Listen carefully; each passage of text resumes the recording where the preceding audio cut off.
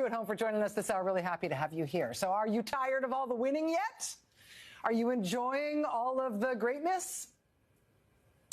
May I introduce you to Tokelau?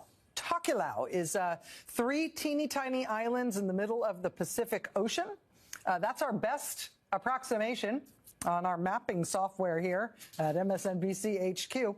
Tokelau, again, it's 3 islands. It's in the middle of the Pacific Ocean. About 1,500 people live there. One of the 3 islands that makes up Tokelau is apparently known for its famous swimming pigs. As for its economy, Tokelau kind of doesn't register on any international scale of economic measures because Tokelau doesn't really have much of an economy. It's basically subsistence, agriculture, and fishing, and, enjoying the swimming pigs. Donald Trump just imposed an across-the-board, no exceptions, 10% tariff on Tokelau. Take that, Tokelau bandits. You will screw over the United States of America no longer. May I also introduce you to the Keeling Islands. Keeling Islands are roughly halfway between Australia and Sri Lanka in the Indian Ocean. Keeling Islands is 27 islands, but 25 of them are uninhabited. Several of those uninhabited islands have a real plastic trash problem, but that is not because anybody lives there, but because plastic trash from other countries makes its way across the Indian Ocean and washes up there. The 2 islands of the Keeling Islands that are inhabited, out of the 27 islands there, those 2 inhabited islands have a total population of 593 people. Well, Donald Trump just declared trade war on the Keeling Islands. All 593 Keeling Islanders will now be hit with an American government 10% tariff that will apply to, anything they might ever want to export here to us. Make it here, Keeling Islands, if you're going to make it. May I introduce you to Jan Mayen Island. It is a volcano, a volcanic island mostly covered in glaciers, hundreds of miles from anything else in the Arctic Ocean. Jan Mayen, I think that's how you say it. It does have an airstrip, but nobody lives there. Population 0 humans, many polar bears. That said, rest assured, we, the American people, are now protected from the predatory economic piracy of that uninhabited island. Thanks to our genius strongman ruler who has put the American government to work, Donald Trump has just slapped a 10% tariff on Jan Mayen Island, just in case anyone ever moves up there and tries to screw us over with their Jan Mayen Island underpriced exports and stuff. On the other end of the world, there's Heard, H-E-A-R-D, Heard Island, and also McDonald Island. They're in Antarctica. They are only reachable by boat, and it takes 2 weeks by sea to get there from Australia. Heard and, what's the other one? McDonald Island, sorry. Heard and McDonald Island, I know I don't have to apologize. I'm not offending anybody. They're totally uninhabited. Both of them. They're also active volcanoes. So even if you wanted to move there, even the penguins might caution you, right? But they're active volcanoes, one on each island, on both Heard and McDonald Islands. I will say those volcanoes and the penguins and seals who live there, they will never menace the American economy again as they have in the past by flooding us with their cheap exports of what, like fresh air, cool breezes? A waft of eau de penguin? I don't know. What do they send us? The uninhabited Antarctic volcanoes of Heard and McDonald Islands were just slapped by Donald Trump today with a steep 10% tariff. Are you tired of all the winning, America? Can you just feel the practical economic benefits that MAGA leadership is bringing to us at last? Isn't it a relief? Agence France Presse picked up on another one of these as well. This is super genius. Quote, Britain's Falkland Islands, population 3,200 people and around 1 million penguins, got particular punishment from Trump's tariffs today. Quote, the South Atlantic territory was walloped with tariffs of not 10%, but 41% on exports to the United States. 41% tariffs on the Falkland Islands because, yeah. Our president waited until late in the day to announce these genius tariffs today. He waited specifically until just after 4 p.m. Eastern time because the financial markets close at 4 p.m. Eastern time, and he didn't want to see that reaction in real time. After the markets close, there's no active trading on the American stock markets, right? But people trade in futures that indicate essentially what they think the markets are going to do when they open up tomorrow. This is the lead right now at CNBC.com explaining how that's going. Quote, U.S. stock futures cratered as President Donald Trump unveiled sweeping tariffs of at least 10% and even higher for some countries, raising the risks of a global trade war that hits the already sputtering U.S. economy. Futures tied to the Dow Jones Industrial Average lost 1,069 points, or 2.5%. S&P 500 futures dropped 3.6%. NASDAQ 100 futures lost 4.5%. Yeah, are you tired of all the winning? Did you vote for the rich guy because you thought he'd be good with money? CNBC quotes Art Hogan, chief market strategist at B. Riley Wealth Management, saying, quote, what was delivered was as haphazard as anything this administration has done to date. And the level of complication on top of the ultimate level of the new tariffs is worse than had been feared and not yet priced into the market. At the New York Times, they described a broad range of economists, quote, revising their forecasts down for growth and up for inflation as a result of Mr. Trump's announcement. Nancy Lazar, chief global economist at Piper Sandler, had previously expected a flat next quarter in terms of U.S. economic growth. She now expects that U.S. economic growth in the second quarter may be negative. It may fall 1%. Quote, because you're going to be increasing prices more aggressively, and it's going to negatively impact the consumer space more than we had anticipated. She said, quote, it's an immediate hit to the economy. And when she says it's going to negatively impact the consumer space, that's where we all live. That's the negatively impacted space, the place where regular humans live and have to spend money on stuff. We, in our office, contacted Nobel Prize-winning economist Paul Krugman just after Trump made his announcement today to ask his initial reaction. He told us this, quote, Trump's tariff announcement was full-on crazy. Not only is he imposing higher tariffs than almost anyone expected, but he's justifying them with completely false claims about other countries' tariffs. I don't know where his numbers are coming from, but they have nothing to do with reality. Krugman told us, quote, it's a really bad day for the U.S. economy. Now, here's something interesting.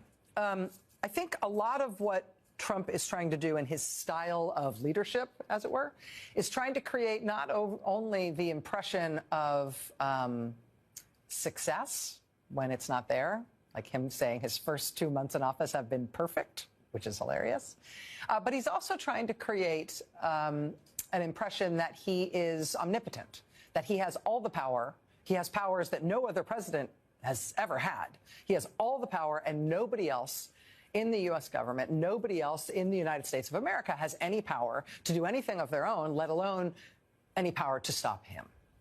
But to that point, it's worth getting specific about this.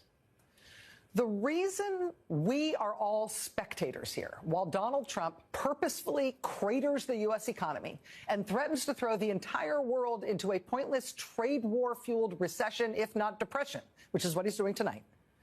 The reason we're all spectators to that is because he has given himself, he says, the power to do this all by himself. When he was sworn in for the second term, he declared an economic emergency that would allow him to just burp out tariff proclamations on his own say-so whenever he felt like it, with nobody else in the government having to be involved in it at all. All because he said it's an emergency.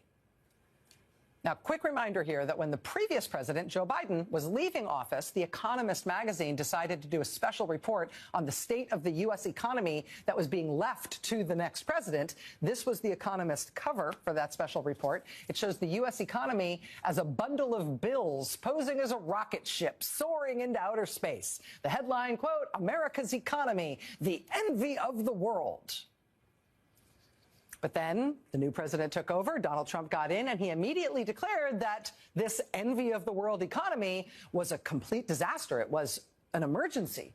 So much so that he needed, effectively, dictatorial powers to set new economic policies by fiat, just on his own say-so.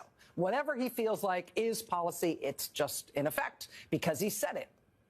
And with those emergency powers, that's how he's been able to single-handedly do his best to destroy the U.S. economy and potentially much of the industrialized world economies.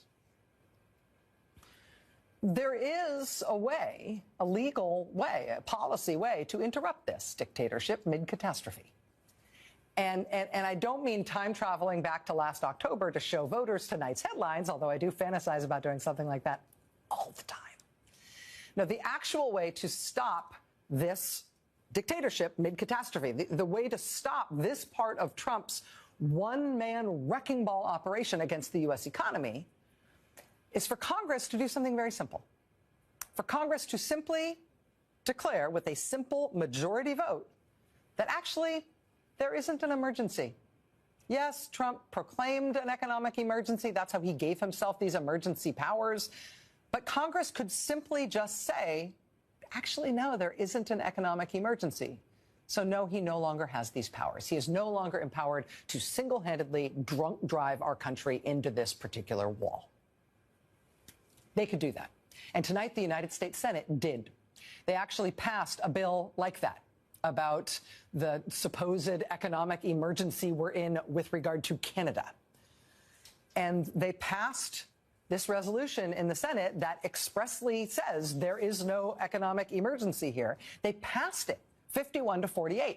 All Democratic senators supported it, and so did these 4 Republican senators, Rand Paul, Susan Collins, Mitch McConnell, and Lisa Murkowski.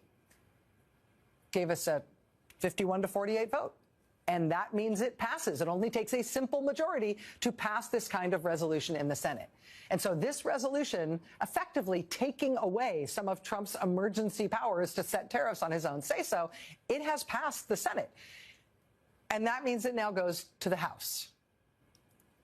And in the House, Democrats have been trying to bring up this exact same resolution since Trump started bludgeoning the economy with these tariff announcements. The House, like the Senate, is controlled by Republicans. But just like the Senate, the House is probably likely to pass this resolution if it got a vote. All the Democrats would vote for it, and enough Republicans in the House probably would join with Democrats to pass it. And if they did, with the Senate passing it and the House passing it, that would mean that the proverbial gun was taken out of Trump's hand and he could be stopped from shooting any more holes into the American economy and the global economy. The problem is that the Republican Speaker of the House, Mike Johnson, saw this coming and took a dramatic and bizarre step to prevent any possibility that the House of Representatives would ever have to vote on anything like this to take away Trump's powers. The rule is if somebody brings up this kind of resolution in the House, after a certain number of days, it's supposed to be mandatory that it actually gets a vote. In order to avoid that mandatory vote, House Speaker Mike Johnson got the House to proclaim that the whole rest of this year in Congress is one long day. The whole rest of this Congress only counts as one calendar day. So that means multiple days will never elapse, technically, and that means they will never be forced to take the vote in the House, which would pass. And if it passed, that would save the American people and the American economy and the global economy from the tariff disaster that Trump is unilaterally imposing under emergency powers that allow him to act by fiat as if he is a dictator. So in other words, there is a cure to this disease. There is a readily available, dramatically effective, proven, legal antidote to this poison. And Republican House Speaker Mike Johnson grabbed it out of our hands and flushed it down the toilet to make sure we can never take it so Donald Trump can keep doing this to the economy. Are you tired of all the winning? The vote tonight in the Senate to take away these emergency powers from Trump, with which he's doing all the tariff stuff. That vote in the Senate tonight does happen to be the largest and most significant rebuke to Trump that congressional Republicans have yet mustered in his second term in office.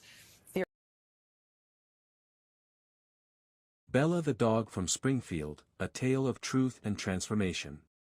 In the small, charming town of Springfield, Ohio, lived a regal standard poodle named Bella. Bella belonged to Mrs. Von Thursenberg, a well-known figure in the community, always polished, conservative in manner, but a lifelong Democrat. For years, she hosted elegant soirees, engaging in local politics, and treating her home like a kingdom. Bella had grown accustomed to a life of luxury, complete with fancy collars, custom bow ties, and an endless supply of treats from those who adored her. Recently, however, things had changed. Mrs. Von Thursenberg had been watching a lot of Fox News, and it seemed to have swayed her thinking. For more, click tree link in profile. Sable's Song, A Siren's Journey to Joy. Once upon a time, in a small, worn-out town in Middle America, there lived a little child named Sable. Worn into poverty, Sable's body was frail, so thin that you could see her bones, but her heart was filled with an exuberance that not even hunger could dull. Sable was awkward, with dark, deep-set eyes that sparkled with innocence and wonder. Despite being born a boy, Sable always knew she was different. Inside her lived a girl, bright and effervescent, waiting to bloom. For more, click tree link in profile. A Dying Planet, The Last Harvest. In the year 2060, Earth is a shadow of its former self, choked by pollution, endless concrete, and abandoned by nature. Only a small fishing village by the sea has managed to preserve the planet's last untouched forest. In this dying world, June and Win, two young girls and the last children in their village, cling to the remnants of hope and innocence. Win roams the forest, collecting the season's last harvest, while June sings songs that echo with a haunting beauty through the village. For more, click Linktree in profile. The Future, Daughters of Liberty, A New Dawn. In 2040, the United States was a fractured nation, still reeling from the fallout of Project 2025, the catastrophic policy that had allowed a resurgence of systemic oppression. The Deep South had seceded once more, forming the antebellum republic, where human trafficking, racial inequality, and gender oppression became tragically normalized. The Second Civil War erupted as the rest of the nation sought to free those trapped in this dystopian regime. After years of bloodshed, Kamala Harris had finally led the Union to victory, restoring a fragile sense of hope. But the battle scars ran deep, especially in places like Louisiana, where the remnants of a broken society still lingered. For more, click tree link in bio. The Park of Secrets. In the year 2060, near the heart of Florida, just a stone's throw from Disney World, stood a theme park unlike any other, a place known as the House of Secrets. It was a magical park, much like a state fair, filled with towering rides, carnival games, and parades that drew people from all over the world. But among the grand Ferris wheel and the colorful day parade, there was one attraction that outshined them all, the Parade Princess, a mesmerizing mermaid named Kenya. Kenya was a sight to behold. At 22 years old, fresh out of college, she had the kind of beauty that drew people to her like moths to a flame.